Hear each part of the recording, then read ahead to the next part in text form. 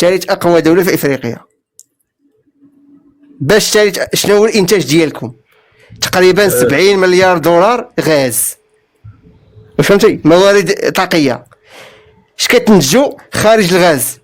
شحال؟ 2%؟ 3% من الميزانيه؟ كاع نقولوا 12%، كاع 12%. اذا الجزائر دوله غازيه. ما تقولش لي لا، حنا الجزائر دوله غازيه، قطر دوله غازيه، الامارات دوله نفطيه. نعم اتفق معايا. علاش الاقتصاد الجزائري متدهور والجزائر تتجه الى الاستدانه؟ اذا قلنا قطر كتسلف، عندها صناديق سياديه.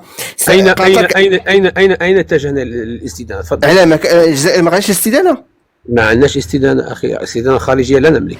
الجزائر عندها عجز ديال 5 ولا شحال، 5 المليار 50%. عندنا عجز 50%. لا 5 المليار دينار هذا العام هذا. خليني نعطيك معلومه باش نشوف، باش انت راك في التيك توك، باش نعطيك انا معلومه. حنا ندخلوا 70 مليار وعندنا نفقات اكثر من 70 مليار، تلحق حتى 120 مليار. عندنا عجز 50 مليار يعني في الميزان التجاري.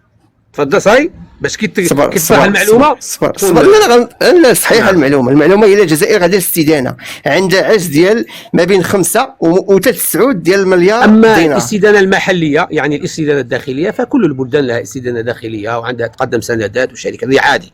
يعني المؤلم، يعني احنا المؤلم هو الاستدانه الخارجيه اللي تقلصك، يعني في يعني تخليك مثلا ترفع الدعم، تخليك تتحكم في امور الداخليه. نوريكم غير ولكن شنو هو المشكل؟ شنو هو السبب في هذه الاستدانه هذه اللي هي صاروخيه عندكم؟ اسمح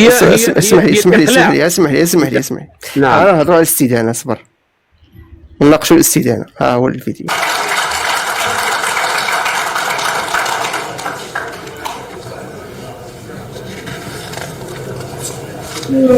هذا وزير الماليه. إذن الآن السؤال كيف يتم تمويل العجز؟